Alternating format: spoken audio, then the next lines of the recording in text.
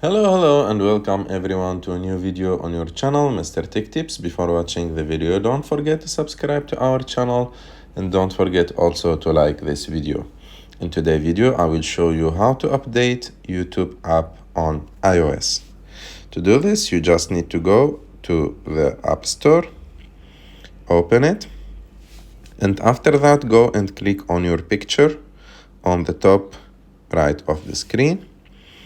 After that, start scrolling down. If the YouTube app is not updated, you will find it in the first list, and in the top of that list you will find update all, and near to the YouTube app you will find the button update. You just need to click on it, and if it's already updated, you will find it on updated recently.